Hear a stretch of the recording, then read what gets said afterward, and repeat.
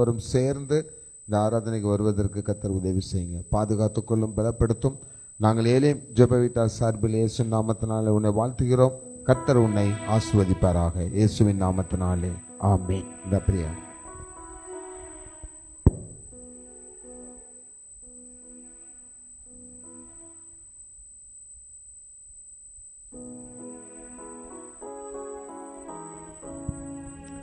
இந்த அபிஷேக ஆராதனைக்கு வந்திருக்கிற ஒவ்வொருவரையும் இயேசுவின் நாமத்தினாலே வாழ்த்துகிறேன். ஹல்லேலூயா. நல்லா இருக்கீங்களா? ஊருக்கெல்லாம் போயிட்டு சந்தோஷமா திரும்பி வந்தாச்சா? ரைட். கர்த்தர் உங்களை ஆசீர்வதிக்கட்டும். இந்த நாள் ஒரு அபிஷேக ஆராதனைன்னு வச்சிருக்கிறோம். தேவனுடைய அபிஷேகம் நமக்கு இல்லாமல் ஒரு காரியத்தை நம்மளால என்ன செய்ய முடியாது.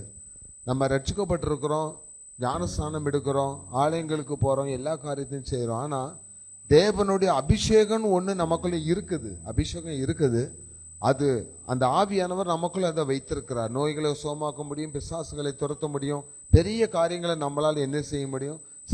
அடிக்கடி ஏலிம் ஜெப வீட்டுக்கு வர்றவங்களுக்கு நான் சொல்றதெல்லாம், நீங்கள் சாதிக்க பிறந்தவர்கள், நீங்கள் சாதனையாளர்கள்.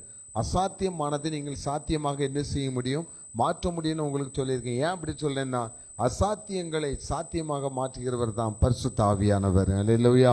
அந்த ஆவியானவர் எங்கே உண்டோ அங்கே விடுதலை உண்டு. அவரை நம்ம துதிக்க அந்த ஆவியானவர் நம்ம மீது இறங்க ஆரம்பிச்சிட்டாருன்னா, நான் கடந்த நாட்களில் செய்தியில் சொன்னது போல, உயிர் இல்லாதவை எல்லாம் உயிர்ப்பிக்கப்படும், செயல்படாதவை எல்லாம் செயல்படும். ஆண்டவர் அப்படி செய்வார் உங்க குடும்பத்தில். அப்போ முக்கியமாக நமக்கு தேவை இந்த அபிஷேகம் தான். இயேசுவானவர் ஞானஸ்நானம் எடுக்கும் போதே வானத்திலிருந்து என்ன செய்தது, புறாவை போல ஒரு வெண்புறா அவர் மீது அமர்ந்து, இவர் என்னுடைய நேசகுமாரன் என்று சொல்லியது. அபிஷேகம், ஆண்டவர் அபிஷேகம் பெற்றார்.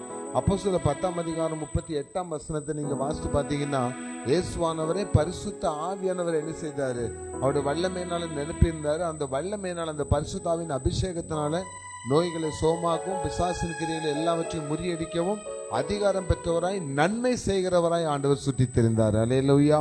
அப்போ நம்ம இன்னைக்கு கிறிஸ்தவங்களா இருக்கலாம், ஆண்டவர் அறிந்த பிள்ளைகளா இருக்கலாம். ஒருவேளை நீங்க ஞானஸ்தானம் எடுக்காம இருக்கலாம்.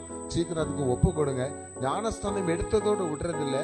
அதுக்கப்புறம் நமக்குள்ள அந்த ஆவியானவர் என்ன செய்யணும், கிரியை செய்ய வேண்டும். அந்த ஆவியானவர் கிரியை செய்ய ஆரம்பிச்சார்னா, நிச்சயமா அந்த உலகத்துல நம்மள மாதிரி ஜெயம் கொள்றவங்க யாருமே என்ன செய்ய முடியாது, இருக்க முடியாது. அந்த ஆவியானவரை துதித்து நாம் பாட போகிறோம். பாடல் புஸ்தகத்திலே 884வது பாடல், எல்லாருக்கும் தெரிந்த ஒரு பாடல் தான். எந்தன் கண்மலையானவரே, என்னை காக்கும் தெய்வம் நேரே. பாடல் புஸ்தகத்திலே 884.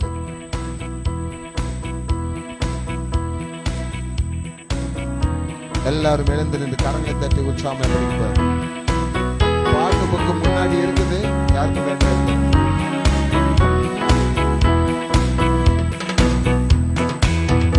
இந்த கண்மலையானவரே, என்னை காக்கும் தெய்வம் நீரே.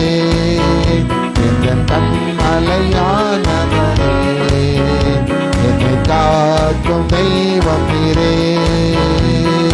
வல்லமை மாட்சிமை நிறைந்தவரே, மகிமைக்கு பாத்திரரே. வல்லமை மாட்சிமை நிறைந்தவரே, மகிமைக்கு பாத்திரரே.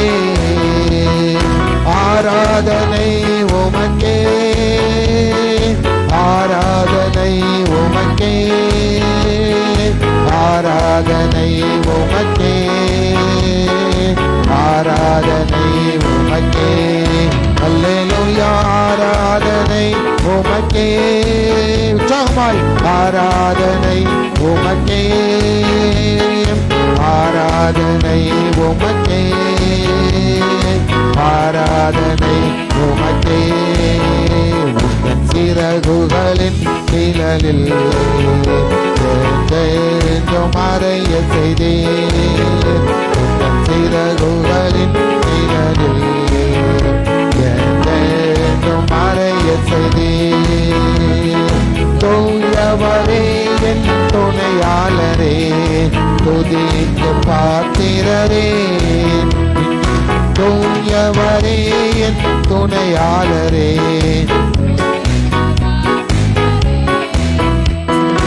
ஆராதனை உமக்கே, ஆராதனை உமக்கே,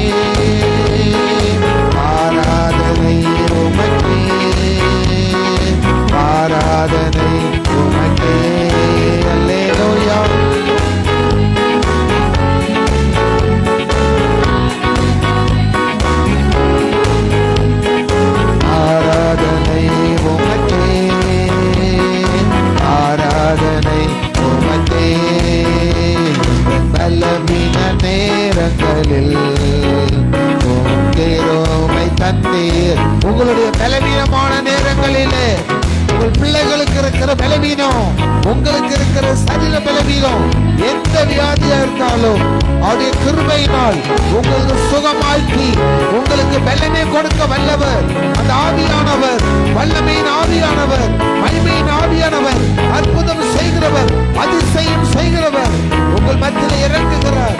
வல்லமையானவர் இறங்குகிறார். ஆராதிப்போம். ஆராதனை உமக்கே, உமக்கே, ஆராதனை உமக்கே. அல்லேலூயா. ஆராதனை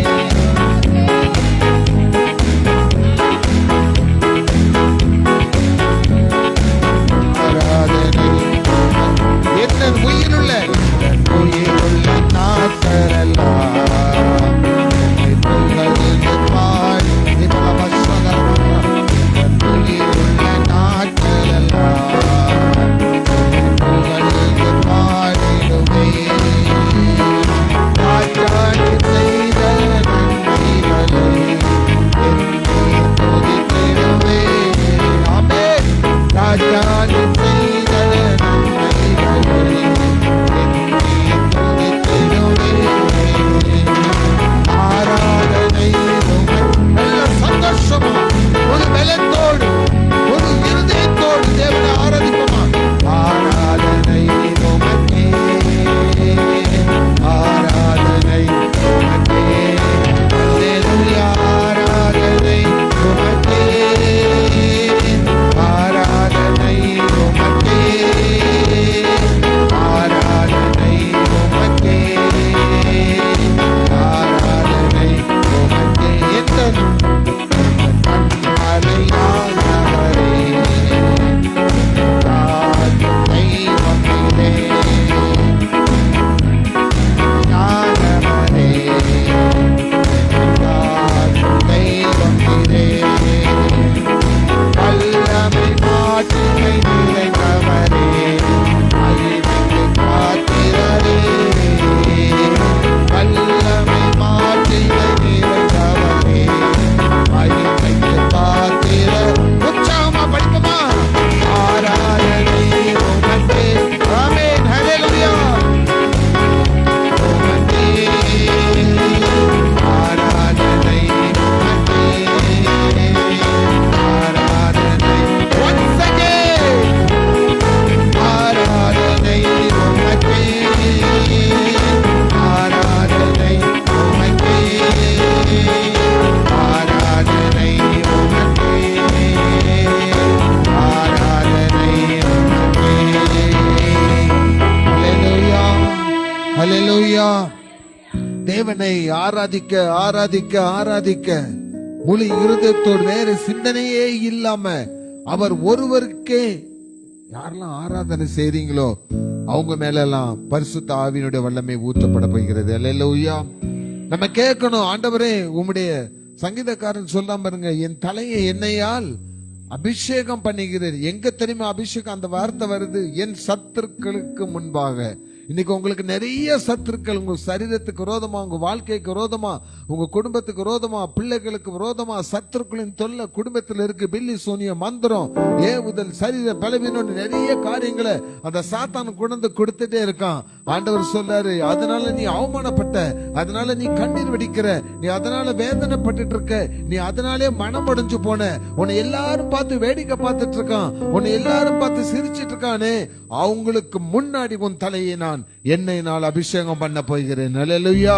நீ வெட்கப்பட்டு போவதில்லை மகளே, நீ வெட்கப்பட்டு போவதில்லை மகனே, உன் தலையை உயர்த்துகிறவர் ஆண்டவர். சங்கீதம் 27:5 சொல்கிறது, அவர் தீங்கு நாளில் என்னை அவருடைய கண்மலையின் மேல் கூடாரத்திற்குள் ஒளித்து வைத்து கண்மலையின் மேல் உயர்த்துவாராம். அந்த கண்மலை இயேசுவே. இன்னைக்கு அவரை தான் நம்ம துதித்திருக்கோம். அவர் இப்போது நம்ம மீது நம்ம ஆவியை ஊற்றணும். ஆண்டவர்கிட்ட கேட்கணும், ஊற்றப்பட வேண்டுமே. உன்னதத்தின் ஆவி 365வது பாடல்ல ஒரு ஸ்டான்ஸாவை நம்ம படிக்க போகிறோம். ஊற்றப்பட வேண்டுமே உன்னதத்தின் ஆவி. நல்ல கைகளை தட்டி முழு மனதோடு நீங்க என்னோட சேர்த்து தேவனை ஆராதிக்கும் பொழுது நிச்சயமாக ஒரு பரிசுத்த ஆவி உங்கள் மீது இறங்குவதை நீங்க உணர்வீங்க. உங்கள் சரீரம் சிலிர்க்கும். உங்க சரீரத்துக்கு ஒரு வெப்பம் உண்டாகும். உங்க சரீரத்துக்கு ஒரு அக்கினி தெரியும்.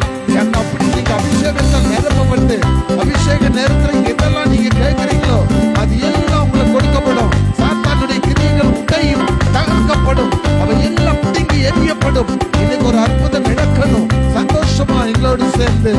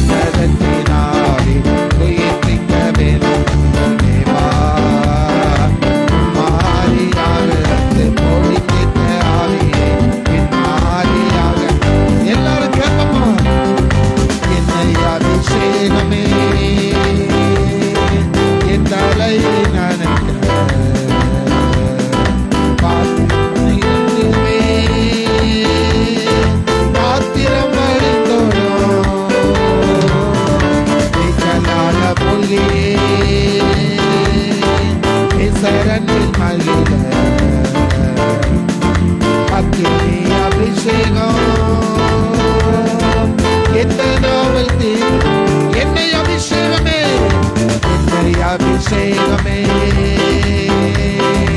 என் தலையை நனைக்க ஆவியால் நிரப்புமே. பாத்திரம் வழிந்தோடும் நிச்சலால மொழியே சரணில் மகிழ அக்கினி அபிஷேகம் ஊற்றப்பட வேண்டுமே. ஊற்றப்பட வேண்டுமே உன்னதத்தினாலே உயிர்ப்பிக்க வேண்டும் என்ற தேவா. மாறியாக அன்று பொழிந்திட்ட ஆவியை மாறியாக இன்று பொழிந்தேடுமே. ஆமென். ஊற்றப்பட வேண்டுமே உன்னதத்தினாலே உயிர்ப்பிக்க வேண்டும் என்ற தேவா. மாறியாக இன்று பொழிந்திட்ட ஆவி பொழிந்தேடுமே. ஆவியானவரே, பரிசுத்த ஆவியானவரே, வல்லமையின் ஆவியானவரே, மைமையின் ஆவியானவரே, சக்தியுள்ள ஆவியானவரே, இந்த உலகத்தில் உள்ள எல்லா தேவர்களை காட்டிலும் மேலான ஒரு தெய்வமாய் எங்களுக்கு இருக்கிறவரே, இந்த உலகத்தால் முடியாத காரியங்களை, இந்த உலகத்தால் சாதிக்க முடியாததை, இந்த உலகத்தால் எதுவுமே செய்ய முடியாது என்று ஒதுக்கி வைக்கப்பட்ட தள்ளப்பட்ட காரியத்தை எல்லாம் எங்களுக்கு இன்று சாதிக்கிறவரே, எங்களுக்கு செய்கிறவரே, எங்களுக்கு செய்து முடிக்கிறவரே, உம்முடைய ஆவியினுடைய அபிஷேகம், வல்லமையின் அபிஷேகத்தை நீர் எங்களுக்கு கொடுப்பதன் மூலம் ஐயோ பலவீனமான என் சரீரம், பலவீனமான என் பிள்ளை சரீரம், பலவீனமான என் புருஷனுடைய சரீரம், பலவீனமான என் மனைவியினுடைய சரீரம், ஐயோ நான் வேதனைப்படுகிறேன், நான் துன்பப்படுகிறேன், நான் துக்கப்படுகிறேன், என்னால ஒண்ணுமே பண்ண முடியல, என்னால ஒண்ணுமே செய்ய முடியல.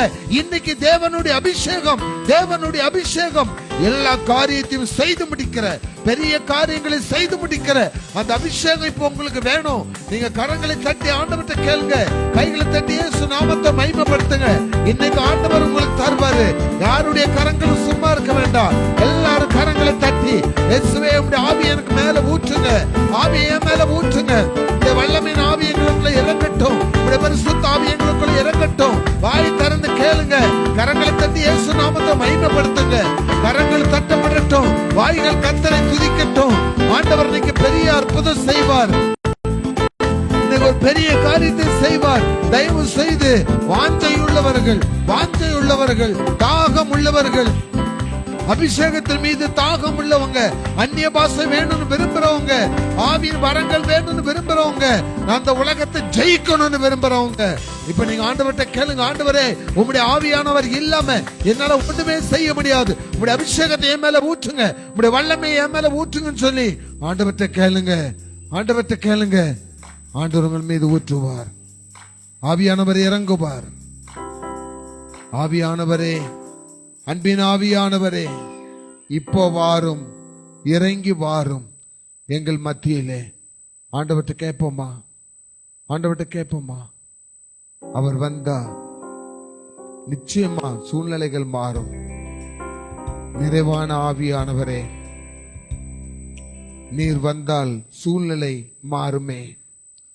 அப்படியே கண்களை மூடி ஆண்டவர், இன்னைக்கு சின்ன ஒரு நல்ல செய்தி தான், குட்டி செய்தி தான், ஆனால் இன்னைக்கு அந்த ஆவியானவர் நம்ம மத்தியில இருந்தா தான் நம்ம எதையுமே நம்ம ஜெயிக்க முடியும்.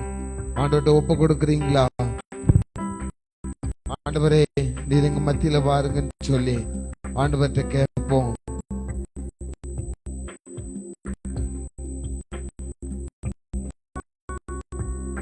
உங்களுடைய பரிசுத்தாவினுடைய வல்லமை எங்களுக்கு வேணும். யாருக்கெல்லாம் ஆசை இருக்குதோ ஆண்டவர் உங்களுக்கு கொடுக்க வல்லவரா இருக்கிறார். நீங்க அபிஷேக ஆராதனை வச்சிருக்கதே தேவனுடைய சித்தத்தின்படிதான். அந்த சித்தம் ஒண்ணும் வீணா போகாது. இன்னைக்கு ஆண்டவர் உங்களுக்கு உங்க குடும்பத்துக்கு ஏதோ ஒண்ணு செய்யணும்னு வச்சிருக்கிறாரு. அது இன்னைக்கு நிறைவேறணும். தடைகள் உடைக்கப்படணும். உங்கள் வேதனைகள் மாறணும். ஆண்டோட ஒப்பு கொடுப்போமா? அந்த நிறைவே கொடுக்கிற ஆவியானவர், உங்கள் குறைவுகளை எல்லாம் நிறைவாக்குகிற ஆவியானவர் வரட்டும். நிறைவான ஆவியானவரே, நீர் வரும் போது குறைவுகள் மாறுமே. எல்லாரும் சேர்ந்து, நிறைவான ஆவியானவரே, நீர் வரும் போது குறைவுகள் மாறுமே. நீர் வந்தால் சூழ்நிலை மாறுமே. முடியாததும் சாத்தியமாகுமே. நீர் வந்தால் சூழ்நிலை மாறுமே. முடியாததும் சாத்தியமாகுமே. நிறைவே நீர் வாருமே. நிறைவே நீர் வேண்டுமே. நிறைவே நீர் போதுமே. ஆவியானவரே, நிறைவே நீர் வாருமே. நிறைவே நீர் வேண்டுமே. நிறைவே நீர் போதுமே. ஆவியானவரே, நல்ல ஆண்டவரே, உம்மை நாங்கள் நன்றியோடு துதிக்கிறோம், சோதரிக்கிறோம். தாகம் உள்ளவன் மேல் தண்ணீரை ஊற்றுவேன். அவன் என்னிடத்தில் வாஞ்சியா இருக்கிறபடினால் அவனை நான் விடுவிப்பேன். மானானது நீரோடைகளை வாஞ்சித்து கதறுவது போல என் ஆத்துமா உம்முடைய அபிஷேகத்துக்காக கதறுகிறது. யாரெல்லாம் இன்னைக்கு மனதளவுல ஆண்டவரே இந்த அபிஷேகம் வேணும்னு கேட்டாங்களோ, இன்னைக்கு நான் இயேசுவின் நாமத்தினால நம்பிக்கையோட சொல்றேன், இன்னைக்கு ஆண்டவர் உங்களை ஃபுல்ஃபில் பண்ணி இருக்கிறாரு, உங்களை நிரப்பி இருக்கிறாரு. அதை நீங்க எப்ப உணர்வீங்கன்னா, நீங்க இந்த ஜெப நேரத்துல, கடைசி ஜெப நேரத்துல ஆனாலும் உங்க வீட்டுல போய் நீங்க ஜெபிக்கும் போதும் உங்களுக்குள் இருக்கிற ஆவியானவரின் கிரியை உங்கள் குடும்பத்தில் நடக்கும். இருள் விலகும், சாபங்கள் அகலும், பிசாசின் கிரியைகள் அகன்று போகும். மெய்யான ஒளி உங்கள் குடும்பத்தில் பிரகாசிக்கும். அல்லேலூயா. கர்த்தர் உங்களை ஆசீர்வதிப்பாராக. தயவு செய்து உட்காருவோம்.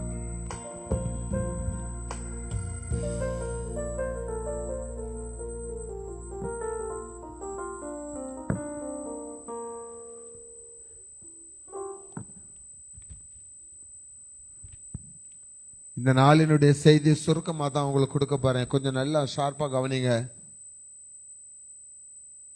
ரொம்ப நேரம் பிரசங்கிக்கிறது முக்கியம் இல்லை. அது 1 மணி நேரம் கூட என்னால் பேச முடியும், 1.5 மணி நேரம் பேச முடியும். நம் வேத பாடத்தில் வாசித்தது போல, என்னுடைய வார்த்தைகளை கேட்டு அதன்படி செய்கிறவன் எவனோ அவன் கண்மலையின் மேல் தன்னுடைய வீடை கட்டின மனுஷனுக்கு ஒப்பாவான். பெரும் புயல் வந்தது, பயங்கர காற்றடித்தது, ஆனால் அந்த வீடை என்ன செய்ய முடியல, அசைக்க முடியல அப்படின்னு ஆண்டவர் சொல்றாரு. வார்த்தையின் வல்லமைகள். அவருடைய வார்த்தை கேட்டு அதன்படி நம்ம என்ன செய்யணுமா, நடக்கணும் அப்படின்னு சொல்லப்பட்டிருக்கு. நம்ம நிறைய வசனங்களை கேட்கிறோம், நிறைய வார்த்தைகளை கேட்கிறோம், நல்ல பைபிள் வாசிக்கிறோம், ஜெபம் பண்றோம். ஆனா அதன்படி நம்ம என்ன செய்யறோமா, அதை நம்ம ஃபாலோ பண்றோமாங்கிறது தான் ரொம்ப முக்கியமான காரியம். அதுபடி நம்ம செய்யலன்னு வச்சிடுங்களேன், வாசிக்கிறதுல எந்த பிரயோஜனமும் இல்லை. இது எப்படின்னா, கஷ்டப்பட்டு நான் படிச்சு எக்ஸாம் ஹாலில் போய் உட்காந்து கொஸ்டின் பேப்பர் வந்த உடனே அதை மூடி வச்சுட்டு தூக்கிட்டு வர்றது சமானம். எதுக்கு நம்ம படிக்கிறோம்? எக்ஸாம் எழுதுறதுக்காக படிக்கிறோம். எக்ஸாம் எதுக்காக எழுதுறோம்? அதனுடைய ரிசல்ட் பாஸ் ஆகி வரணும். அதுக்கப்புறம் நம்முடைய ஃபியூச்சருடைய அஸ்திபாரமே அதுல தான் என்ன செய்யுது, ஃபவுண்டேஷன் அங்கே தான் இருக்குது. அப்போ அதே மாதிரி தான் தேவனுடைய வார்த்தை கேட்டு அதுபடி நம்ம என்ன செய்யணும், கிரியேட்டிவ்ல நம்ம கொண்டு வரணும். அப்படி வரும்போது தான் ஆண்டவருடைய வல்லமையை நம்ம அனுபவிக்க முடியும். அதுக்காண்டி சொல்றேன், நம்ம பெற்றுக்கொண்டிருக்கோம், அதை நம்ம என்ன செய்யணும், அனுபவிக்கணும். 92ஆம் சங்கீதம் 10ஆம் வசனத்தை எடுத்தவங்க வாசித்து பாருங்க. சங்கீதம் 92:10. 92ஆம் சங்கீதம் 10ஆம் வசனம். என் கொம்பை காண்டா மிருகத்தின் கொம்பை போல் உயர்த்துவீர், புது எண்ணெயால் அபிஷேகம் பண்ணப்படுகிறேன். நல்ல கவனிங்க, லீசன். என்னுடைய கொம்பை, கொம்பு இருக்கா நமக்கு? இல்ல. என்னுடைய கொம்பை காண்டா மிருகத்தினுடைய கொம்பை போல் என்ன செய்கிறீர், உயர்த்துகிறீர். மாடுக்கெல்லாம் கொம்பு இருக்குது, ஆனா எதுக்கு அந்த காண்டா மிருகத்துக்குரிய கொம்புன்னு ஏன் ஆண்டவர் சொல்றாருன்னா, நீங்க சயின்டிபிக்கலாவே பாத்தீங்கன்னா சிங்கம் வந்து பயப்படுறது ஒரே ஒரு காரியத்துக்கு தான் பயப்படும். மனுஷனை கண்டா பயப்படாது, மற்ற மிருகங்களை கண்டாலும் பயப்படாது. இந்த காண்டா மிருகத்துக்கு மாத்திரம் சிங்கம் என்ன செய்யும், பயப்படும். ஏன்னா அதனுடைய கொம்பை வச்சு குத்தி என்ன செஞ்சிடும், தூக்கி தூர எரிஞ்சிடும். எப்படிப்பட்ட சிங்கனாலும் புலியானாலும் காண்டா மிருகத்துக்கு அதனுடைய கொம்புக்கு அப்படி ஒரு பயங்கரமான பவர் உண்டு.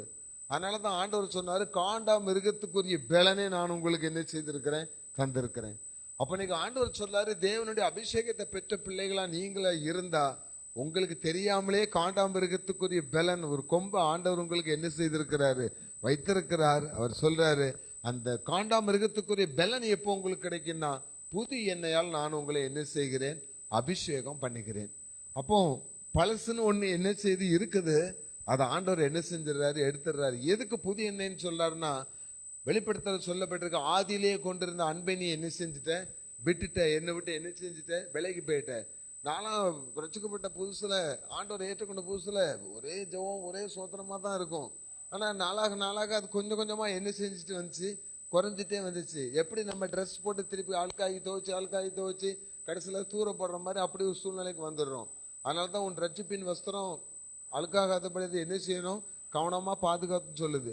ஆனா ஆண்டவர் சொல்லாரு, என்னுடைய அன்புல நீ எவ்வளவு தூரம் வேறொன்றி நிற்கிறியோ, என்னுடைய அன்புக்குள்ள நீ எப்படி வளர்ந்துட்டு இருக்கீங்க, அதுக்கேற்ற மாதிரி என்ன செய்வேன், கனி கொடுப்பேன். அதுக்கேற்ற மாதிரி நான் உன்னை நல்ல சக்தி உள்ள ஒரு மரமா நான் உன்னை என்ன செய்வேன், மாற்றுவேன். அப்பதான் உனக்கு காண்டாமிருகத்துக்குரிய பலனை நான் உனக்கு என்ன செய்வேன், தருவேன்.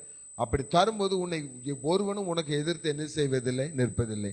ஒருவனும் சொல்ல காரியம் மனுஷனும் சொல்லல, மனுஷனுக்குள் இருக்கிற அசுத்தாவினுடைய கிரியைகள். நமக்கு எப்பவுமே விரோதமா போராடிக்கிற சாத்தான் ஒரு குடும்பத்துல நேரா வந்து கதவை தட்டி, நான் தான் சாத்தான் வந்திருக்கேன், வீட்டுல இருக்கலாம் கொடுன்னா சொல்லுவான். இல்ல, திருடன் என்ன ரூபத்துல வருவான், திருடனா தான் என்ன செய்வான், வருவான். குடிகாரன் எப்படி வருவான், குடிகாரனா தான் வருவான். அவனுக்குள்ள என்ன இருக்குன்னு அவனுக்கே என்ன செய்யாது, தெரியாது.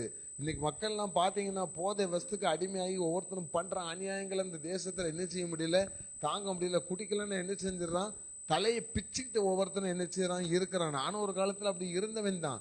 ஆனா ஆண்டவர் எனக்குள்ள வந்த பிறகு அந்த தலையை பிக்கிற காரியம் நமக்கு என்ன செய்யல, இல்ல அதை பத்தி ஒரு எண்ணமே நமக்கு என்ன செய்யாது, வராது. அப்போ ஒரு நம்மகிட்ட இருக்க பழைய காரியங்களை எல்லாவற்றையும் ஆண்டவர் என்ன செய்யறாரா, அகற்றுறாரு. ஒரு சின்ன உதாரணம் சொல்றேன். நிறைய ஹோட்டல்களுக்கு ஃபாஸ்ட் ஃபுட் யாரெல்லாம் விரும்பி சாப்பிடும், கை லேசத்தி காட்டுங்க பார்க்கலாம். ஃபாஸ்ட் ஃபுட் யாருக்கெல்லாம் ரொம்ப பிடிக்கும், ஒரே ஒருத்தர் தான் கை தூக்குறார். அந்த ஃபாஸ்ட் ஃபுட் கடைக்கு நீங்க நிறைய கடைக்கு போனீங்கன்னா என்ன செய்வாங்கன்னா, சிக்கனு பீஃப் எல்லாம் ஒரே எண்ணெயில என்ன செஞ்சுட்டு இருப்பான், பொரிச்சிட்டு இருப்பான். முதல்ல என்ன செய்வாங்க, சிக்கன் பொரிப்பாங்க. அதுக்கப்புறம் அதே எண்ணெயில என்ன செய்வாங்க, பீஃப் பொரிப்பாங்க. அப்புறம் அதே எண்ணெயில அப்பளத்தையும் என்ன செஞ்சிருவான், பொரிச்சு வச்சிருவான். பிறகு ஃபாஸ்ட் ஃபுட்டு போடுற நேரம் அதே எண்ணெயை தான் எடுத்து என்ன செஞ்சுட்டு இருப்பான், யூஸ் பண்ணிட்டு இருப்பான். அந்த எண்ணெயில் உள்ள அந்த குறைய அதுல டிசீஸ் உண்டாயிட்டே இருக்கும். அதனாலதான் ஃபாஸ்ட் ஃபுட்டு சாப்பிட்றவங்களுக்கு நிறைய டிசீஸ் என்ன செஞ்சிருது, வந்துருது. தெரியுதுங்களா? அக்கான்னு உங்களை சாப்பிடக்கூடாதுன்னு சொல்லலை, அது சொல்றேன், அதனுடைய தயாரிப்பு அப்படி இருக்கும். அதான் பழைய எண்ணெய். ஆனா டேஸ்ட் எப்படி இருக்கு? ஃபாஸ்ட் ஃபுட் சூப்பரா இருக்குன்னு சொல்றோம். ஆனா அதுல வியாதி வந்துருது. ஆண்டவர் சொல்றாரு, இன்னைக்கு நான் உங்களை புது எண்ணெயால் அபிஷேகம் பண்ணிக்கிறேன். ஹல்லேலூயா. பழசிலேயே உன் வாழ்க்கையை நீ ஓட்டிட்டு இருக்காத. இன்னைக்கு நான் புது எண்ணெயால் அபிஷேகம் பண்ணிக்கிறேன். உன் கொம்பை காண்டாம இருக்கிறது கொம்பாக நான் என்ன செய்யறேன், மாற்ற போகிறேன். அடுத்தாப்புல ஒரு அபிஷேகத்தை தாராரு. சங்கீதம் 45:7. என் முகத்தை நீங்க பாக்குறது சரிதான், வசனங்களை சொல்லும் போது பைபிளை என்ன செய்யணும், பார்த்து வசனங்களை எடுக்கணும். எஸ். ஆதலால் தேவனே, உம்முடைய தேவன் உமது தோழரை பார்க்கிலும் உம்மை ஆனந்த தைலத்தினால் அபிஷேகம் பண்ணினார். ஹல்லேலூயா. முதல்ல ஒரு அபிஷேகம் சொன்னேன், புது எண்ணெயினுடைய அபிஷேகம். அந்த புது எண்ணெய் அபிஷேகம் வந்துச்சுன்னா பழையவைகள் எல்லாம் ஒளிந்து போயிட்டன, எல்லாமே என்ன செய்யறது, புதிதாகிறது. அடுத்தாப்புல சொல்றது பாருங்க, ஆனந்த தைல அபிஷேகம். இந்த ஆனந்த தைல அபிஷேகம் எப்படி வந்துச்சுன்னா, சங்கீதத்துல சொல்லப்பட்டு என் புலம்பலை ஆனந்த களிப்பாக மாற்றினர். அல்லேலூயா சொல்லுங்களேன். எதுக்கு இந்த வார்த்தையை ஆண்டவர் சொல்றாரு? நிறைய பேர் புலம்பிட்டு தான் இருக்கோம். பிள்ளைங்க காலேஜுக்கு போற பிள்ளைங்க, ஸ்கூலுக்கு போற பிள்ளைங்க புலம்பிட்டு இருக்கு. இன்னும் 10 நாள் தான் இருக்கு. எப்படி நம்ம ஃபீஸ் கட்ட போறோம்? பெற்றோர் புலம்பிட்டு இருக்காங்க, எப்படி நம்ம ஃபீஸ் கட்ட போறோம்? பெரிய பிரச்சனை. இன்னைக்கு பாருங்க சிஸ்டர், ஒரு சகோதரி பொன்மார் பக்கத்துல இருந்து எனக்கு காலமே ஃபோன் பண்ணாங்க. ஃபோன் பண்ணி சொல்றாங்க, எனக்கு 2 பிள்ளைகள் இருக்கு, ஏதாவது ஒரு அநாத ஆசிரமத்துல கொண்டு சேர்க்க முடியுமா பாஸ்டர் அப்படின்னு சொல்லி கேட்காங்க. நான் என் நம்பர் உங்களுக்கு யார் கொடுத்தா அப்படின்னு கேட்டா, காமாட்சின்னு ஒரு ஆன்டி கொடுத்தாங்க. நாங்கள் ஒரே வீட்டில் தான் வேலை செய்கிறோம். என் பிள்ளைகள் 2 பேரும், எனக்கு புருஷன் கிடையாது, பிள்ளைகளை படிக்க வைக்கிறதுக்கு எனக்கு வழி கிடையாது, துணி எடுத்து கொடுக்கறதுக்கு வழி கிடையாது. நான் என்ன பண்ணனே தெரில, நானே வாடகை வீட்டில் தான் இருக்கேன். பாஸ்டர் எப்படியாவது என் பிள்ளைகளை ஏதாவது ஒரு அநாத ஆசிரமத்தில் சேர்த்து விட்டுருங்க. அப்போ எவ்வளவு மனவேதனையோடு அந்த தாயார் அந்த வார்த்தையை சொல்லியிருப்பாங்க. ஆண்டவர் சொல்லுகிறார், அனாதி தேவனே உன் அடைக்கலம். ஹல்லேலூயா. அவர் நித்திய பையங்கள் தான் உனக்கு ஆதாரம். நம்ம ஆண்டவர் ஒரு நாளும் அனாதை என்ன செய்ய மாட்டார், வைக்க மாட்டாரு. ஆண்டவர் இன்னைக்கு நீங்க நல்ல அபிஷேகத்தில் நிறைஞ்சிருப்பீங்கன்னா, இன்னைக்கு நீங்க கேளுங்க, உங்களுக்கு என்று ஒரு திறந்த வாசலை ஆண்டவர் வைத்திருப்பார். ஹல்லேலூயா. நீங்க எதிர்பார்க்காத இடத்துல இருந்து தேடி வந்து உங்களுக்கு உதவியில செய்யறதுக்கு ஆண்டவர் ஆட்களை ஏற்படுத்தி வைத்திருப்பார். இப்போ நம்ம ஃபர்ஸ்ட் வாசித்தோம் சங்கீதம் 23:5-6. சத்துருக்களுக்கு முன்பாக ஒரு பந்தியை ஆயத்தப்படுத்தி என் தலையை எண்ணெயால் அபிஷேகம் பண்ணுகிறது, என் பாத்திரம் என்ன செய்கிறது, நிரம்பி வழிகிறது. அப்போ 3வது அபிஷேகத்தினுடைய வெள்ளம் என்னன்னா, உங்க வீட்டுல ஒரு குறையும் இல்லாமல் உங்கள் பாத்திரங்கள் எல்லாம் நிரம்பி வழிய போகிறது. ஹல்லேலூயா. இந்த அபிஷேகம் பெற்றிருந்தோம்னா நம்மளால எதை சாதிக்க முடியும், எப்படி நம்ம ஜெயிக்க முடியும் அப்படிங்கறத மாத்திரம் சொல்லி நான் ஜெபிக்க விரும்புறேன். யாத்ராகமத்தின் புஸ்தகம் 3ஆம் அதிகாரம் 2ஆம் வசனத்தை எடுத்துக்கோங்க. யாத்ராகமம் 3ஆம் அதிகாரம் 2ஆம் வசனம். அங்கே கர்த்தருடைய தூதனானவர் ஒரு முட்செடியின் நடுவிலிருந்து உண்டான அக்கினி ஜுவாலையில் நின்று, போதும். மோசேயை குறித்து சொல்லப்பட்டிருக்கிறது. மோசேனுடைய ஆரம்ப காலம், மோசேனுடைய ஆரம்ப காலம் யாருக்காவது தெரியுமா? மோசே தண்ணீரில் என்ன செய்யப்பட்டான், நதியில விடப்பட்டு அந்த மோசையை வளர்ப்பதற்காக எய்த்து பார்வோனுடைய அரண்மனையில் என்ன செஞ்சான், வளர்ந்தான். எல்லா விதமான செல்வ செழிப்போடு வளர்ந்தான். ஆனா பைபிள் சொல்கிறது, பார்வோனுடைய அரண்மனையில் இருப்பதை விரும்பாமல் அரண்மனையோடு என்ன செஞ்சுட்டான், வெளியே வந்து வனாந்தரத்தில் சுத்திட்டு இருக்கும்போது தான் ஒரு எபிரேயன் என்ன செய்யறான், கொலை செஞ்சு, கொலைக்கு பயந்து, வீட்டுக்கும் பயந்து, ஊருக்கும் பயந்து, அவ்வளோ பெரிய அரண்மனையில இருந்தவன் வனாந்தரத்துல அலைந்து திரிந்து கொண்டிருக்கும் பொழுதுதான் ஆண்டவர் அவனுக்கு ஒரு முட்செடி மூலமா என்ன செய்யறாரு. நம்ம பைபிள் வாசித்திருக்கோம், பச்சை செடி, பச்சை செடி ஒன்று பத்திக்கிட்டு என்ன செய்யுது, எரியுது. அதை பார்க்கறதுக்கு தான் இவன் போறான், வேடிக்கை பார்க்க போறான், எப்படா இந்த பச்சை செடி மட்டும் எரியுதுன்னு. அப்ப அந்த அதிகாரத்துல முதல்ல சொல்லப்பட்டு, மோசே நீ கிட்ட என்ன செய்யாத, வராத, நீ நிக்கிற பூமி பரிசுத்தமான பூமி, என் பக்கத்துல வராதுன்னு. அப்போ மோசனுடைய கண்களுக்கு முதல்ல தேவன் அவனுக்கு ஒரு அபிஷேகத்தை எப்படி கொடுத்தாருன்னா, முட்செடியிலிருந்து வந்த அக்கினி மூலமா தான் அவனுக்கு என்ன செய்தாரு, கொடுத்தாரு. அதுக்கு பிறகு மோசம் மேல தேவனுடைய அபிஷேகம் இறங்குது அப்படிலாம் சொல்லல. அவன் தேவனுடைய மகிமையின் ராஜ்யத்தில் 40 நாள் சீனா மலையில இருக்கும்போது மகிமை தான் என்ன செஞ்சான், பெற்றுக்கொண்டான். இந்த மோசைகள் வந்து அபிஷேகம் பெற்ற பிறகுதான் ஆண்டவர் வந்து அவனை இஸ்ரேல் ஜனங்களை விடுவிப்பதற்கு அனுப்புறாரு.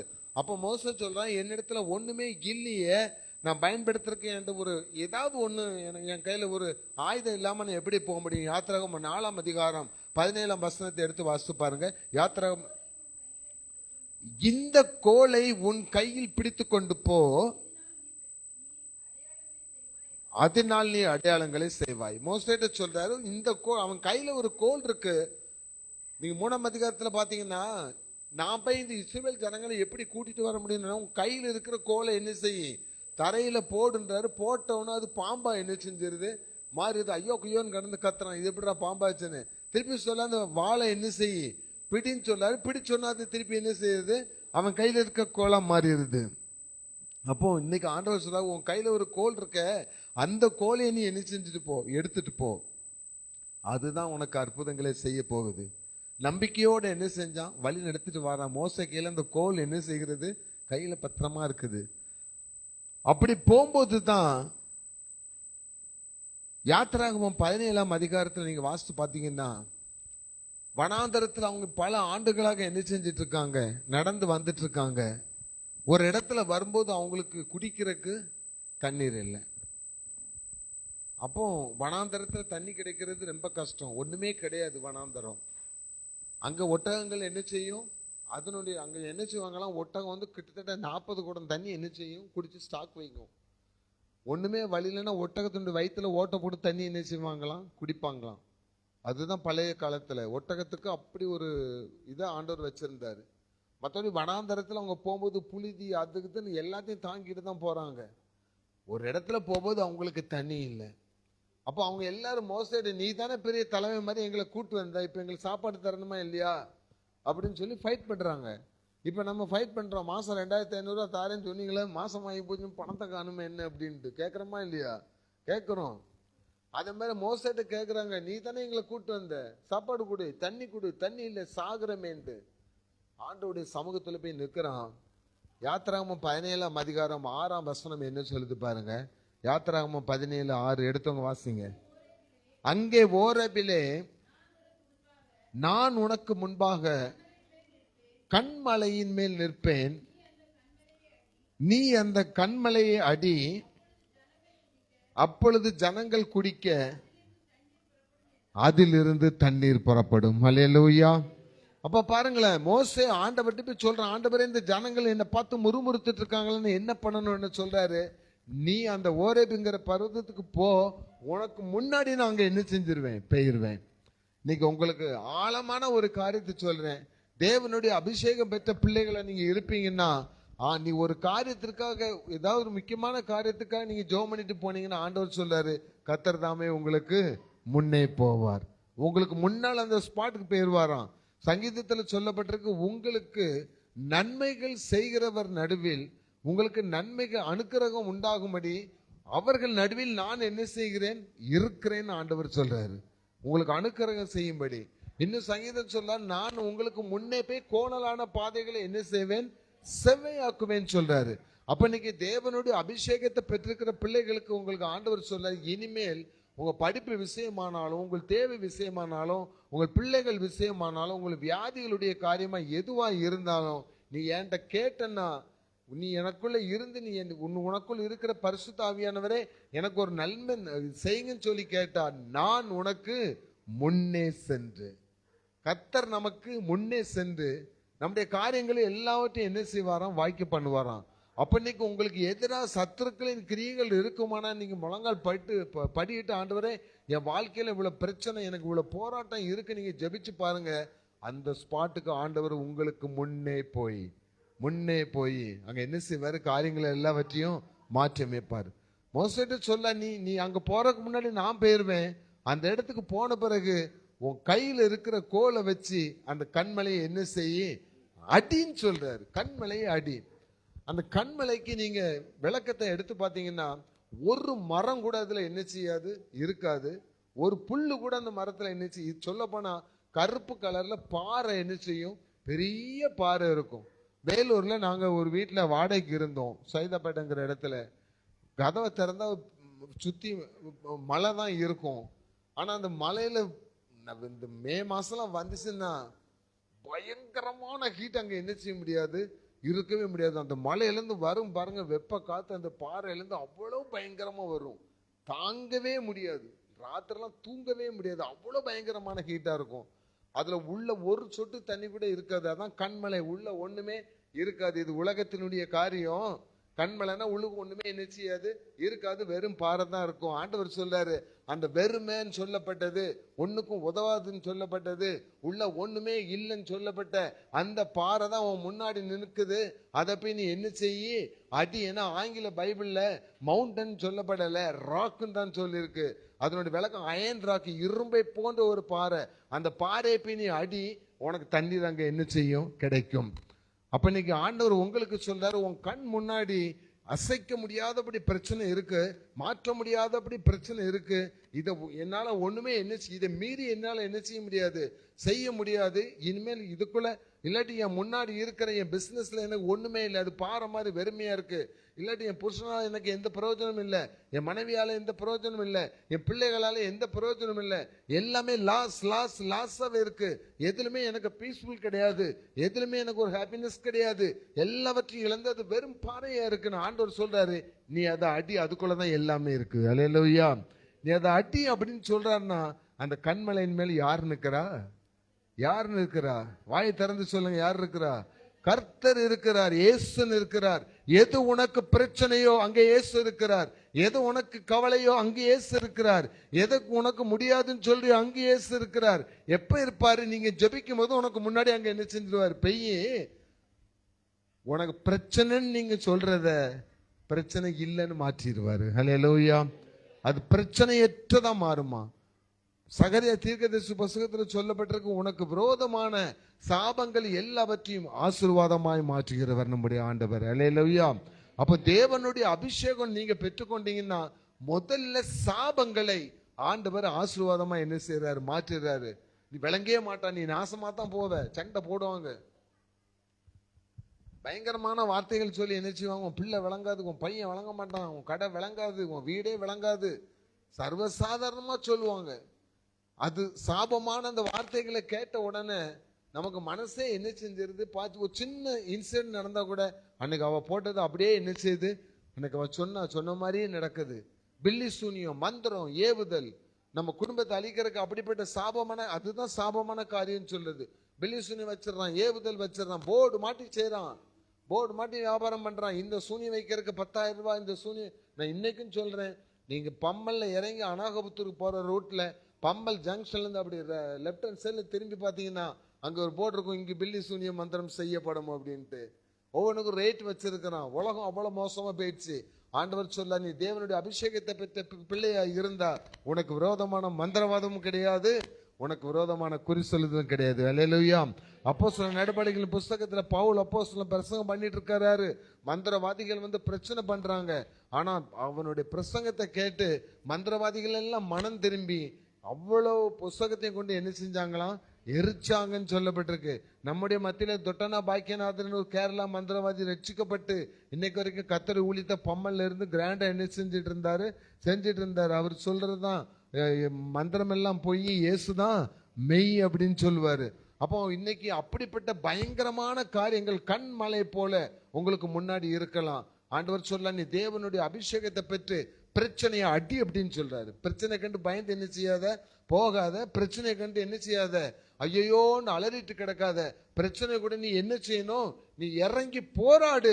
உனக்கு முன்னாடி நாங்க என்ன செய்யறேன், நிற்கிறேன், நான் உனக்காக யுத்தம் செய்வேன். அல்லேலூயா. அப்போ அப்படி அந்த கண்மலையை மோசே அடிக்கும் போது அந்த கண்மலை என்ன செய்ததான், திறந்து நீரூற்றுகள் என்ன செய்தது, வந்ததுன்னு சொல்லப்பட்டிருக்கு.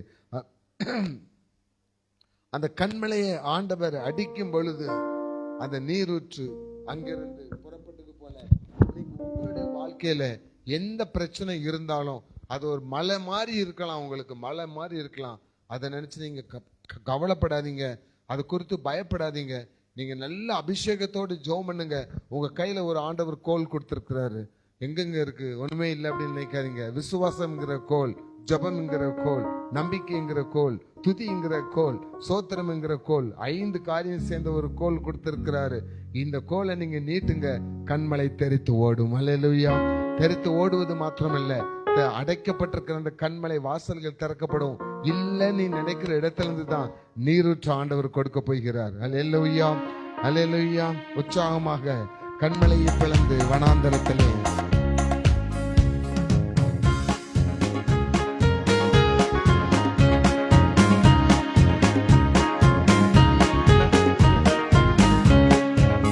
கண்மலையை பிளந்து வனாந்தரத்திலே கர்த்தாவே உன் ஜனங்களின் தாகம் தீர்த்தீரே. கண்மலையை பிளந்து வனாந்தரத்திலே கர்த்தாவே உன் ஜனங்களின் தாகம் தீர்த்தீரே. பள்ளத்தாக்கிலும் மலைகளிலும் பள்ளத்தாக்கிலும் மலைகளிலும் கண்ணீர் பாயும் தேசத்தை நீ வாக்களித்தீரே. கண்ணீர் பாயும் தேசத்தை நீ வாக்களித்தீரே. ஊற்று தண்ணீரே எங்கள் தேவ ஆவியே, ஜீவநதியே என்னை பொங்கி பொங்கி வா. ஊற்று தண்ணீரே எங்கள் தேவ ஜீவநதியே என்னை பொங்கி பொங்கி வா. ஹல்லேலூயா. ஆண்டவர் சொல்றாரு, கண்மலை பார்த்து அடின்னு சொன்ன அந்த கண்மலை யாரு தெரியுமா? 1 கொரிந்தியர் 10ஆம் அதிகாரம் 4ஆம் வசனத்தை எடுத்தவங்க வாசித்து பாருங்க. ஜெபிக்க போகிறோம். 1 கொரிந்தியர் 10ஆம் அதிகாரம் 4ஆம் வசனம்.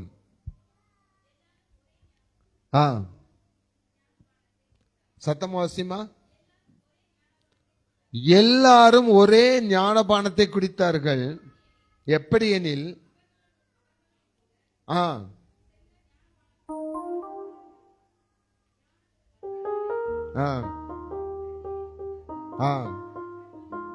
அந்த கண்மலை கிறிஸ்துவே. ஹல்லேலூயா. இப்ப நம்ம சொன்னமே கண்மலை அடி உனக்கு தண்ணீர் கிடைக்கும் சொன்னமே, அந்த கண்மலை யாரா? கிறிஸ்து. அவர் தான் சொல்றார், நான் தான் உனக்கு நித்திய கண்மலை, எனக்குள்ளதான் எல்லாமே என்ன செய்யுது இருக்குது. பிரச்சனைங்கிறது உனக்கு ஒரு கண்மலை மாதிரி தான் இருக்குது. ஒருத்தன் சொல்றான், ஆண்டவரே என் பையனுக்கு பயங்கரமான பிசாசு பிடிச்சிருக்கு, உங்களுடைய சீசர்கிட்ட கொண்டு போனே அவங்களால என்ன செய்ய முடியல, சோகமாக்க முடியல அப்படின்னு அவனை என்கிட்ட கொண்டு வாங்கன்னு சொல்லிட்டு ஆண்டவர் அந்த பிசாசை துரத்திடுறாரு. அப்ப சீசர்கள் கேட்காங்க, எதுக்கு ஆண்டவரே நீர் எங்களுக்கு எல்லா அபிஷேகத்தையும் கொடுத்திருக்கிற, ஆனாலும் எங்களால எதுக்கு அந்த பிசாசை துரத்த முடியல அப்படின்னு கேட்டாச்சுன்னா ஆண்டவர் சொல்றாரு, உபவாசமும் ஜெபமும் இல்லாமல் இந்த பிசாசை உங்களால துரத்த முடியாது. உபவாசமும் ஜெபமும் உங்ககிட்ட இருந்துச்சுன்னா இந்த மலையை பார்த்து, கண்மலைன்னு சொல்லல, உங்க முன்னாடி இருக்கிற மலையை பார்த்து பெயர்ந்து எங்க போய் கடல்ல போய் விழுன்னு சொன்னா விழுன்னு சொல்றாரு. ஆனா நமக்கு 5 காரியத்தை ஆண்டவர் கொடுக்கிறாரு. உபவாசம், ஜெபம், சோத்திரம், துதி, விசுவாசம், நம்பிக்கை, வரிசை சொல்லிட்டே போறாரு. இந்த காரியங்கள் நம்மகிட்ட இருந்தாச்சுன்னா ஆண்டவர் சொல்றாரு, உனக்கு கிடைக்காத இடத்துல இருந்து கூட உனக்கு என்ன செஞ்சிடும், கிடைக்கும். நீ உனக்காக திறக்காத வாசல் என்ன செய்யப்படும், திறக்கப்படும். அந்த கண்மலை நான் தான், எனக்குள்ள எல்லா ஆசீர்வாதத்தையும் உனக்கு நான் என்ன செஞ்சிருக்கிறேன், வச்சிருக்கிறேன். அதனாலதான் வெளிப்படுத்தல் ஆண்டவர் சொன்னாரு, உனக்கு நிறைய பிரச்சனைகள், போராட்டங்கள், கஷ்டங்கள்லாம் வந்த போதும் என்னுடைய வசனத்தை மாத்திரம் நீ மறுதலிக்காமல் இருந்தபடினால உனக்கு ஒரு திறந்த வாசலை வைத்திருக்கிறேன். ஹல்லேலூயா. அப்ப இன்னைக்கு எந்த சூழ்நிலை, எந்த கஷ்டம், எந்த பிரச்சனை வந்தாலும் ஆண்டவருடைய வசனத்தை மட்டும் நீங்க என்ன செஞ்சிடாதீங்க, மறந்துடாதீங்க. அதனாலதான் வேத பாடத்துல வாசம், என்னுடைய வார்த்தைகளை கேட்டு அதன்படி செய்கிறவன் எவனோ அவன் கண்மலையின் மேல் கட்டின வீட்டுக்கு ஒப்பாவான். எவ்வளவு மழை வந்தாலும், எவ்வளவு வெயில் அடிச்சாலும், என்ன காற்று அடிச்சாலும் அந்த கண்மலையின் மேல் அஸ்திபாரம் போடப்பட்ட வீடு என்ன செய்யாது, அசையாது. நீ வார்த்தைப்படி கேட்கலன்னா மணல் மேல் கட்டப்பட்ட வீடு போல நீ அது என்ன செஞ்சிடும், இடிந்து விழுந்துடும். ஆண்டவர் உங்களை இடிந்து விழுற வாழ்க்கைக்குள்ள கொண்டு போகல, இடிந்து விழுகிற ஒரு குடும்பத்துக்குள்ள உங்களை வைக்கல, உங்களை கண்மலையின் மேல் ஆண்டவர் வைத்திருக்கிறார். 27 சங்கீதம் 5ஆம் வசனம் அதான் சொல்லுது, தீங்கு நாளிலே அவர் உன்னை அவருடைய கூடார மறைவில் வைத்து கூடாரத்துக்குள் ஒலித்து வைத்து எங்க வைப்பாராம், கண்மலையின் மேல் என்ன செய்வாராம், உயர்த்துவாராம். இன்னொரு வசனம் சொல்லுது, அவர் உன் கால்களை மான்களின் கால்களை போலாக்கி எங்க உயர்த்துவாராம், உயர் ஸ்தலங்களில் கொண்டு என்ன செய்வாராம், வைப்பாராம். எந்த ஸ்தலங்களில் வைக்கிறவர். அப்போ இன்னைக்கு ஆண்டவர் சொல்றாரு, நான் உனக்கு கண்மலையா இருக்கிறேன், எல்லா ஆசீர்வாதமும் எனக்குள்ள என்ன செய்கிறது இருக்கிறது, நீ ஏண்ட என்ன செய்ய, அடின்னு என்ன, தட்டுன்னு அர்த்தம். தட்டுங்கள், அப்பொழுது உங்களுக்கு திறக்கப்படும். இன்னைக்கு ஆண்டவருடைய வாசலை தட்டுங்க, அந்த கண்மலையிலிருந்து நீரூற்று புறப்படும். பைபிள் சொல்லுகிறது, ஜீவ நீரூற்று உம்மிடத்தில் என்ன செய்கிறது, இருக்கிறது. ஆண்டவருடைய சரீரத்துல அவர் கண்மலைக்குள்ள ஜீவ நீரூற்று எப்படி இருக்குங்கிறத ஐடி நமக்கு எப்படி தெரியும்? இயேசுவை சிலுவையில அடிச்சிருக்கும் பொழுது ஒரு போர் வீரனோட விழாவில் என்ன செய்யறான், ஈட்டி வச்சு என்ன செய்யறான், குத்தும் பொழுது அங்கிருந்து என்ன வந்துச்சான், ஜலமும் ரத்தமும். முதல்ல தண்ணீர் தான் வருது அவரு சரீரத்துல இருந்து, அதுதாங்க ஜீவ தண்ணீர். யோவான் 4ஆம் அதிகாரத்துல ஒரு விபச்சாரிட்ட ஒரு சமரிய ஸ்திரீ சொல்றாரு, இந்த உலகத்துல தண்ணியை குடிச்சிட்டே இருக்கணும், திருப்பி தாகம் வரும். என்னிடத்துல என்ன இருக்கிறது, ஒரு ஜீவ தண்ணீர் இருக்கிறது, அதை நான் உனக்கு என்ன செய்வேன், தருவேன். அப்போ உனக்கு தாகமே என்ன செய்யாது, ஏற்படாது. அப்போ ஆண்டவர் நமக்கு கொடுக்கிற ஆசீர்வாதத்துல ஒரு நாள் குறைகள் என்ன செய்யாது, இருக்காது. அது சின்ன ஆசீர்வாதமாய் இருந்தாலும் அது பெரிய வாழ்க்கையை நமக்கு ஆசீர்வாதம், பெரிய காரியத்தை நமக்கு என்ன செய்யும். கிரிக்கெட் பந்து எவ்வளவு பெருசு இருக்கு, 1 ரன் கிடைக்கிற பந்து சின்னோண்டும், 4 ரன் கிடைக்கிற பெண் கொஞ்சம் பெருசும், 6 சிக்ஸர் அடிக்கிற பந்து இவ்வளவு பெருசா இருக்கா, இல்ல. ஒரே சைஸ் பந்து தான். அதை நம்ம உபயோகப்படுத்துற விதத்துல தான் அது சிக்ஸரா என்ன செய்து மாறுது, இல்லாட்டி 4 ரன் என்ன செய்து கிடைக்குது. சிக்ஸர் அடிக்க நம்மளால முடியும். யாருக்கெல்லாம் முடியும், கையை வைத்து காட்டுங்களேன். சிக்ஸர் அடிச்சிருவேன் அப்படின்னு சொல்ல, நல்லா கையை வைத்துங்க. சுளுக்கு பிடிச்சா கூட பாத்துக்கலாம், நல்லா கை வைத்துங்க. வாழ்க்கையில சிக்ஸர் அடிக்கணும். சிக்ஸர் அடிக்கணும், அதுக்கு ஒரு ஸ்ட்ரென்த் எங்க இருக்கணும், நம்ம கையில இருக்கணும். பேட் நல்லா தான் இருக்கும், ஸ்ட்ரென்த் இருந்தா தான் பேட்டை வச்சு என்ன செய்ய முடியும், அடிக்க முடியும். அதுதான் உங்க கையில கொடுக்கப்பட்டிருக்கிற கோல். அந்த கோல் தான் விசுவாசம், அந்த கோல் தான் நம்பிக்கை, அந்த கோல் தான் ஜெபம், அந்த கோல் தான் தேவனுடைய அபிஷேகம். அந்த அபிஷேகத்தை நீங்க நிறைஞ்சு நீங்க அடிச்சீங்கன்னா சிக்ஸர் அடிக்க போறீங்க, உங்க வாழ்க்கையில வெற்றியை பெற்றுக்கொள்ள போயிருங்க. ஜெபிக்கும்படி நாம் எழுந்திருக்கலாம்.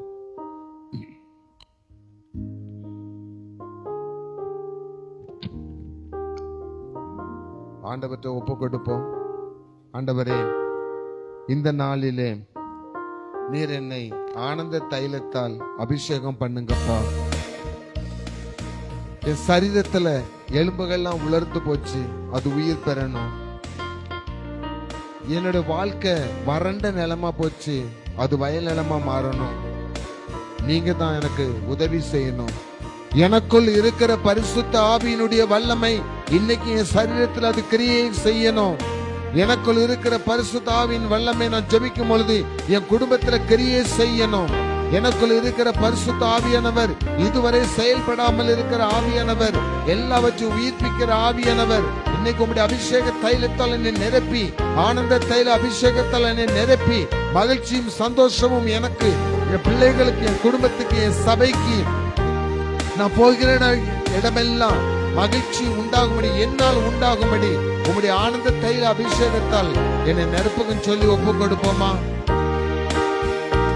என்னை ஆனந்த தைலத்தால் அபிஷேகம் செய்யும் ஆவியானவரே, என்னை ஆனந்த தைலத்தால் அபிஷேகம் செய்யும் ஆவியானவரே, ஆவியானவரே,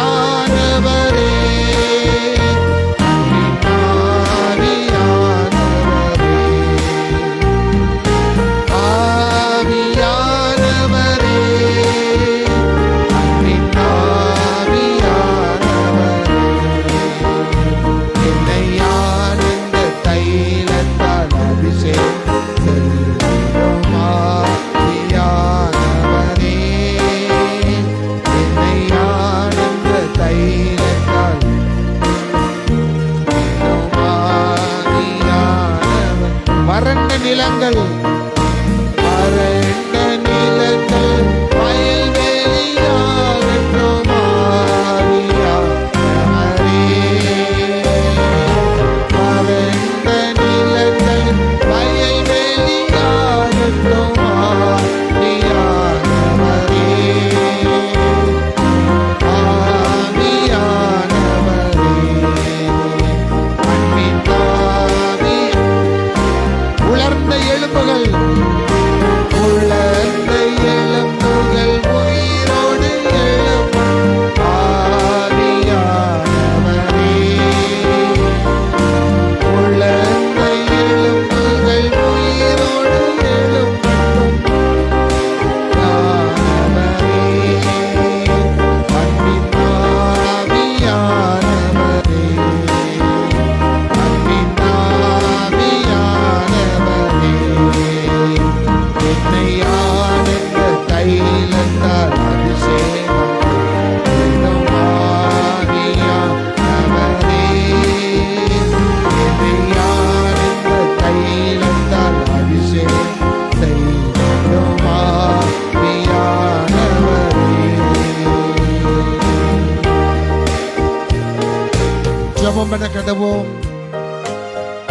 எல்லாரும் முழங்கால் படியிட்டு கர்த்தருடைய சமூகத்தில் நம்மை தாழ்த்துவோம். வானோர் பூதலத்தோர் பூமியின் கீழானோர் யாவருடைய முழங்காலும் முடங்கும்படியான சர்வ வல்லமை படைத்த ஆண்டவர், தளர்ந்த உங்கள் முழங்கால்களை முடக்குங்கள், கைகளை உயர்த்துங்கள், கர்த்தர் என்று அற்புதம் செய்வார். இதோ உன்னுடைய வாழ்க்கையில இருக்கிற தனிப்பட்ட முறையில் இருக்கிற பிரச்சனை, தனிப்பட்ட முறையில் இருக்கிற தேவைகள், உங்கள் பிள்ளைகள் வாழ்க்கையில் இருக்கிற தேவைகள், உங்கள் குடும்பத்தில் இருக்கிற தேவைகள், திருமண தடைகள், கர்ப்பத்தின் கனிகளுக்கு ஏற்படுகிற தடைகள், சேர்ந்து வாழ முடியாதபடி குடும்பத்தில் இருக்கிற பிரிவினைகள், சரீரத்தில் இருக்கிற வியாதிகளினால் மரண பயம், திகில், நான் மரண இருளிலே பள்ளத்தாக்கில நடந்தாலும் பொல்லாப்புக்கு பயப்படேன், உமது கோல் உமது தடியும் என்னை தேற்றும், என்னை தேற்றும். பயம் நம்முடைய வாழ்க்கையில வேண்டாம், பயமே வேண்டாம். ஆண்டவர் சொல்லுகிறார், பயப்படாதே நான் உன்னோடு இருக்கிறேன் மகளே, பயப்படாதே நான் உனக்குள் இருக்கிறேன் மகளே, பயப்படாதே நான் உனக்கு சகாயம் செய்வேன், பயப்படாதே நான் உனக்கு துணை நிற்கிறேன், பயப்படாதே நான் உனக்கு துணை செய்கிறேன், பயப்படாதே நான் கடைசி உலகத்தின் முடிவு பரியந்தம் நான் உன்னுடனே கூட இருப்பேன் என்று சொல்லியிருக்கிறீரே. வாழ்க்கையில பிரச்சனைகள், போராட்டங்கள், கஷ்டங்கள், துன்பங்கள், கண்ணீர், என் வாழ்க்கையின் அவ்வளவு தானா, நான் இப்படிதான் வாழணும் அப்படின்னு தீர்மானிச்சிட்டியா? வேண்டாம். ஆண்டவர் உனக்கு ஒரு நல்ல வாழ்க்கையை வைத்திருக்கிறார். அந்த கண்மலையாகிய இயேசுவோடு நீ பேசு, அந்த கண்மலையாகிய இயேசுவினுடைய வாசலை தட்டு, உனக்கு திறக்கப்படும். எல்லா தேவைகளுக்கும் ஆண்டவர் சொல்லுகிறார், கேளுங்கள் அப்பொழுது உங்களுக்கு கொடுக்கப்படும், தட்டுங்கள் உங்களுக்கு திறக்கப்படும். இன்னைக்கு பரலோகத்தின் வாசலை தட்டுங்க. ஆண்டவரே எனக்கு வேணும், எனக்கு வேணும், எனக்கு இது வேணும், என் பிள்ளைகளுக்கு, என் குடும்பத்துக்கு இவ்வளவு வேணும், என் பிள்ளைகளுக்கு இவ்வளவு வேணும், என் பிள்ளைக்கு சுகம் வேணும், என் பிள்ளைக்கு சுகம் வேணும், கர்ப்ப தடைகள் நீக்கப்படணும், என் பிள்ளைகளுக்கு குழந்தை பாக்கியம் வேணும், என் பிள்ளைகளுடைய திருமண காரியங்கள் தடைபெற்றிருக்க திருமண காரியங்கள் எல்லாம் மாறணும். ஒப்பு கொடுத்து ஜெபம் பண்ணுங்க. இதை பார்த்து கொண்டிருக்கிறவங்க, லைவ்ல பார்த்து கொண்டிருக்கிற அநேகருடைய குடும்பத்துல இந்த பிரச்சனை இருக்குது, திருமண தடைகள் இருக்கிறது, மலட்டு தன்மை இருக்கிறது, இன்னும் அநேக கடன் பிரச்சனைகள் இருக்கிறது, நிறைய சத்துருக்களின் தொல்லைகள் இருக்கிறது, வெளியே வர முடியாதபடி பயம் இருக்கிறது. இன்னைக்கு ஆண்டவர் சொல்லுகிறார், இந்த எல்லா பிரச்சனைக்கும் உனக்கு ஒரு முடிவு உண்டு, உன் சகல பிரச்சனைகளுக்கு ஒரு முடிவு உண்டு. உன் நம்பிக்கை வீண் போகாது, உன் நம்பிக்கையின் அபிஷேகம் வீண் போகாது. இன்னைக்கு நீங்க ஆண்டவரை நம்பினீங்கன்னா உங்களுடைய பிரச்சனைகள் எல்லாவற்றுக்கும் ஒரு முடிவு உண்டு. உனக்கு சந்தோஷத்தை ஆண்டவர் கொடுக்க போகிறார். இன்னைக்கு ஆண்டவர் சொன்னார், கண்மலை திறப்பேன், கண்மலை திறந்தது, தண்ணீர் சுரந்தது. இன்னைக்கு உங்களுடைய வாழ்க்கையில திறக்க முடியாத அடைக்கப்பட்டிருக்கிற வாசல்கள் எல்லாம் திறக்க போகிறது, திறக்க போகிறது, திறக்க போகிறது. ஒப்புக்கொடு, ஆண்டவர்கிட்ட ஒப்பு கொடுங்க, ஆண்டவர்கிட்ட வாய் திறந்து கேளுங்க, ஆண்டவர்கிட்ட கேளுங்க, தயவு செய்து கேளுங்க. இந்த நாள் மாதிரி இன்னொரு நாள் கிடைக்காது, இந்த நேரம் மாதிரி இன்னொரு நேரம் கிடைக்காது. இந்த நாள்ல இந்த திருச்சபையில தேவனுடைய மகிமை இருக்கிறது, தேவனுடைய வல்லமை இருக்கிறது, தேவனுடைய பிரசன்னம் இருக்கிறது. இந்த இடத்துல தேவனுடைய ஆவியானவர் நிறைந்திருக்கிறார். இன்னைக்கு நீங்க கேட்கிறது எதுவோ அதை நீங்கள் பெற்றுக்கொள்வீர்கள். அடுத்த வாரம் சாட்சி சொல்லணும், அடுத்த மாசம் சாட்சி சொல்லணும். என் பிள்ளைக்கு ஃபீஸ் கட்டிட்டேன், என் மகளுக்கு காலேஜ் ஃபீஸ் கட்டிட்டேன், என் தேவைகளை ஆண்டவர் நிவர்த்தி செய்தாரு, என் சரீரத்துல இருந்த பலவீனம் சுகமாயிடுச்சு, என் ஹார்ட்ல இருந்த ப்ராப்ளம் சரியாயிடுச்சு. நீங்க ஜெபித்ததுக்கு வீட்டுல போய் ஜெபம் பண்ணுங்க. கோயம்புத்தூர்ல இருந்து கால் வரணும், பொள்ளாச்சில இருந்து கால் வரணும், பெங்களூர்ல இருந்து கால் வரணும், நல்ல சுகமாயிட்டு அந்த ஆவியை ஆண்டவர் உங்களுக்கு கொடுப்பார். அல்லேலூயா. நல்ல ஆண்டவரே, உம்மை நாங்கள் நன்றியோடு துதிக்கிறோம், சோதரிக்கிறோம். இந்த அருமையான நேரத்திற்காக நன்றி செலுத்துகிறோம். தங்களை தாங்களை தாழ்த்தி ஒப்பு கொடுத்திருக்கிற ஒவ்வொருவரையும் உம்முடைய கரத்தில் ஒப்பு கொடுக்கிறோம். வாழ்க்கையில எவ்வளவோ பிரச்சனைகள் அப்பா, வாழ்க்கையில எவ்வளவு கண்ணீர் ஆண்டவரே, எவ்வளவு பிரிவினைகள், எத்தனை இழப்புகள். இன்னைக்கு ஆண்டவர் சொல்றாருமா, இயேசு சொல்லுகிற ஒரே வார்த்தை, நீ எதையெல்லாம் இழந்திருக்கிறாயோ சகலத்தையும் திருப்பிக் கொள்வாய், ஒன்று விடாமல் திருப்பிக் கொள்வாய். இழந்தவை எல்லாவற்றையும் நான் உனக்கு மீண்டும் தேடி தருவேன் சொல்ல, தேடி தருவேன். நீங்க ஆண்டவர்கிட்ட ஒப்பு கொடுத்துருங்க. தயவு செய்து இழந்ததெல்லாம் பெற்றுக்கொள்வீங்க. வீடு வாசல் இல்லாதவர்களுக்கு நான் வீட்டை உண்டு பண்ணுவேன் என்று கர்த்தர் சொல்லுகிறார். வீட்டை உண்டு பண்ணுவேன். சரீர பலவீன எலும்புகளை உயிரடைய செய்கிற தேவன் உங்கள் சரீரத்தில் உள்ள பலவீனமான எலும்புகளை உயிர் பெற செய்கிறார், உயிர் பெற செய்கிறார். எந்த தேவைக்காக நீங்கள் இந்த இடத்துல முழங்கால் போட்டிருக்கீங்களோ அந்த தேவை குறித்து அதை நீங்கள் பெற்றுக்கொண்டதற்கான நல்ல செய்தி இந்த மாசம் முடிவதற்குள்ளாகவே உங்கள் குடும்பத்தில் வந்து சேரும். அல்லேலூயா, அல்லேலூயா. நம்புறவங்க சத்தமா ஒரு அல்லேலூயா சொல்லுங்க. ஆண்டவர் சொல்லுகிற தூர தேசத்திலிருந்து வருகிற செய்தி உன் இதயத்திற்கு மகிழ்ச்சியை உண்டாக்கும், மகிழ்ச்சியை உண்டாக்குமா. உங்கள் தேவைகள் எல்லாம் சந்திக்கப்பட போகிறது. அதற்காக நாம் பாரத்தோடு ஒப்பு கொடுப்போம், ஜெபிப்போம். கர்த்தர் உங்களை ஆசீர்வதித்து காக்க கடவர். கர்த்தர் தமது முகத்தை உங்கள் மேல் பிரகாசிக்க பண்ண கடவர். கர்த்தர் உங்களுக்கு மேல் கிருபையாய் இருந்து இப்பொழுதும் எப்பொழுதும் உங்களுக்கு சமாதானம் கட்டளையிட கடவர். அல்லேலூயா, அல்லேலூயா. என் ஆத்துமாவே கர்த்தரை சோத்திரி, என் முழு உள்ளமே பரிசுத்த நாமத்தை சோத்திரி. என் ஆத்துமாவே கர்த்தரை சோத்திரி, கர்த்தர் செய்த சகல உபகாரங்களை மறவாதே. ஆமேன், ஆமேன், ஆமேன்.